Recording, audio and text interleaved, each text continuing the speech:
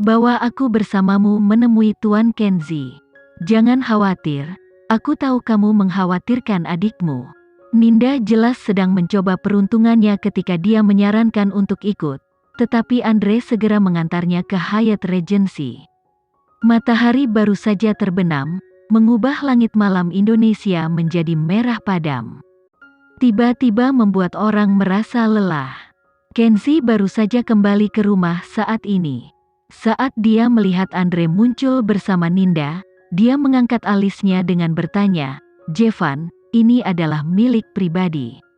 "Kakak ipar, ini mendesak." Andre segera menyeret Ninda ke ruang tamu. Saat ini, Alexa sedang duduk di sofa membaca naskah. Apa yang salah? Butuh beberapa waktu, tetapi Ninda berhasil menjelaskan keseluruhan situasinya kepada Alexa dan Kenzi.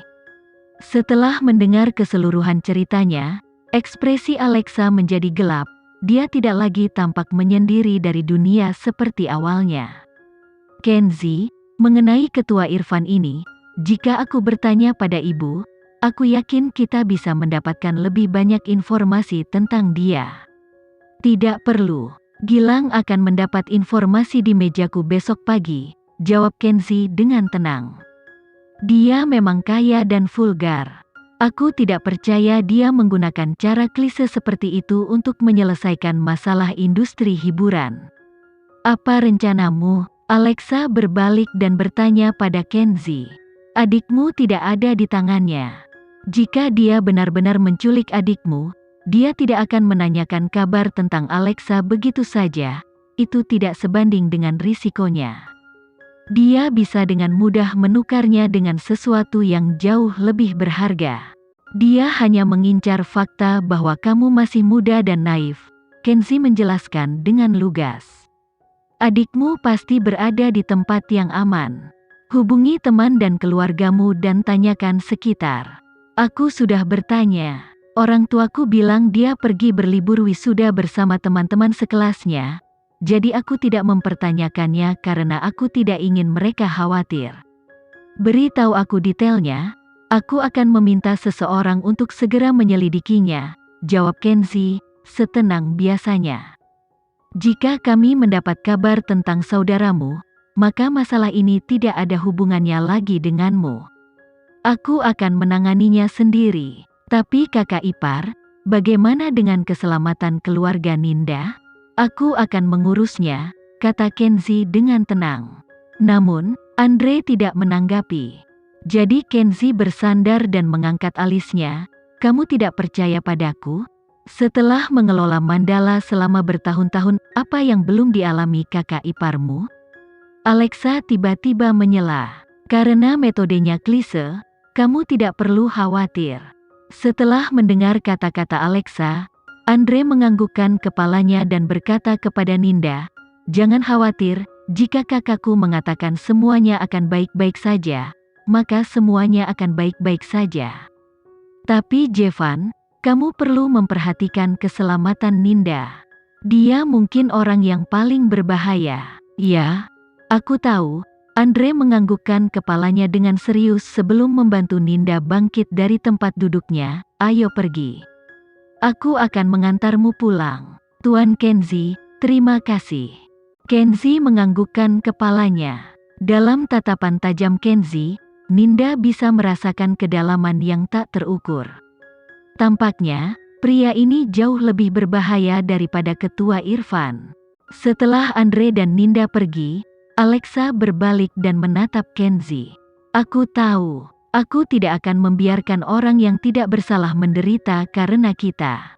"Tidak perlu khawatir," Kenzi meyakinkannya dengan lembut. "Itu bagus." Alexa merasa lega. Mereka berada di tengah pertarungan industri film, namun yang mereka lihat hanyalah puncak gunung es. Kenzi sudah lama terbiasa dengan hal itu, jadi Alexa hanya mengikutinya tanpa banyak berpikir. Di antara industri orang-orang glamor, Kenzi berada di belakang mereka, menjaga industri ini murni dan bersih. Memikirkan hal ini, Alexa bersandar pada tubuh Kenzi dan melingkarkan tangannya di pinggangnya.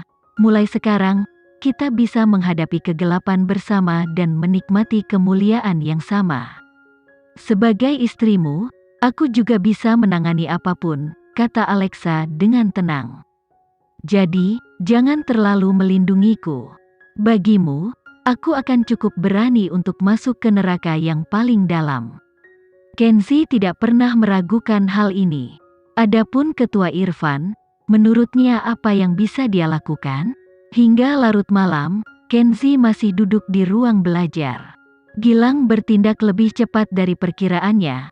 Hanya dalam waktu 5 jam dia berhasil mengetahui lokasi pasti dari saudara laki-laki Ninda. Ternyata, dia dan temannya kehilangan ponsel dan tidak bisa mengingat nomor telepon keluarganya, sehingga sempat kehilangan kontak untuk beberapa saat. Dia saat ini aman. Setelah menerima berita ini, Ninda menghela nafas lega. Dia dan Andre masih berada di dalam ruang latihan. Di dalam ruangan yang remang-remang, mereka saling memandang dan tersenyum. Tuan Kenzie sungguh luar biasa. Dia bisa langsung melihat apa yang sebenarnya terjadi, puji Ninda. Tentu saja, apakah menurutmu orang biasa bisa menikahi saudara perempuanku? Andre tersenyum sambil memegang gitarnya. Karena kakakmu baik-baik saja, mari kita duduk dan melihat bagaimana nasib Ketua Irfan ini. Ninda tersenyum dan menganggukkan kepalanya. Ayo, karena aku masih terjaga, bantu aku memainkan musik pengiring. Oke, Ninda menyetujui sambil berjalan ke arah piano dan duduk. Keesokan paginya, di dalam kantor CEO, Kenzie berhasil memeriksa informasi yang tertinggal di mejanya tentang pimpinan Irfan. Ketua Irfan adalah pembuat onar ketika dia masih muda dan selalu bertindak arogan. Tapi, dia punya satu kelemahan. Dia tidak takut pada siapapun atau apapun, kecuali satu pria bernama Rafka. Sumber mengatakan bahwa pria inilah yang membantunya mencapai posisinya saat ini, jadi dia sangat takut padanya. Gilang berdiri di samping Kenzie dan menjelaskan semua informasi yang dia temukan sehingga dia bisa menghemat waktu. Meskipun Ketua Irfan bukan orang baik, Rafka mempunyai reputasi yang sangat baik dan dikenal sebagai orang yang jujur dan saleh. Satu-satunya masalah adalah, dia jarang keluar rumah akhir-akhir ini. Kenzie membuka informasi tentang Rafkai dan melihat foto terlampir. Dia kemudian mengesampingkan informasi itu dan menginstruksikan Gilang, bantu aku mengatur pertemuan dengan Rafka. Aku sudah melakukan kontak, kita akan mendapat tanggapan pada tengah hari, jawab Gilang dengan hormat. Dia sudah lupa berapa kali dia dan Kenzie menghadapi masalah serupa. Juga undang Ketua Irfan. Kenzie menginstruksikan dengan dingin, dan bersiap untuk negosiasi. Setelah obrolan singkat mereka, Kenzie mengesampingkan informasi itu dan kembali menangani urusan Mandala yang lain. Besok adalah pra-pemutaran ketiga untuk Stupid. Aku sudah mengundang orang-orang kategori terakhir untuk menontonnya. Kali ini, Kenzie tidak perlu mengatakan apapun. Gilang sudah tahu, kategori orang yang tersisa adalah reporter berita terkenal, reporter hiburan, dan orang-orang berpengaruh dalam berita. Motifnya sederhana. Lain kali jika ada orang dari Devil Shooter yang berani mengatakan bahwa akting Alexa tidak sebaik para pemerannya, para reporter akan tahu lebih baik. Tak perlu dikatakan lagi, mengelola sebuah film memang sulit. Pagi menjelang siang, Gilang menerima pemberitahuan bahwa Rafka setuju untuk bertemu untuk makan malam ini juga. Untuk mencegah Alexa merasa khawatir, Kenzie tidak memberitahunya bahwa dia akan keluar untuk bernegosiasi. Dia hanya mengatakan padanya bahwa dia akan pulang terlambat. Alexa segera mengetahui ada yang tidak beres, jadi dia diam-diam menelepon Gilang untuk memastikan kecurigaannya. Pada akhirnya, dia memutuskan untuk datang sendiri dan menjemput suaminya setelah pertemuan. Jam 7 malam, di dalam klub kelas atas. Rafka dan Kenzie sudah bertemu dan saling menyapa. Rafka sangat menyadari alasan pertemuan itu, Jadi dia menyarankan di samping kolam, "Anak muda, mau ikut kompetisi? Mari kita lihat apakah kamu bisa mengalahkan sekantong tulang tua ini." Kenzi mengetahui latar belakang pria ini, jadi dia menganggukkan kepalanya dengan senang hati. Setelah mengganti celana renangnya, Kenzi menyelam ke dalam kolam. Rafka tidak bisa tidak memuji tubuh berototnya. Ketika seseorang memiliki kemampuan untuk mengatur tubuhnya dengan baik, tidak mengherankan jika mereka dapat mengelola seluruh industri hiburan. Kedua pria itu mulai berenang melintasi kolam. Setelah 2 putaran, Kenzi tertinggal sedikit. Rafka tahu bahwa Kenzi hanya menggunakan setengah kekuatannya, jadi dia tertawa.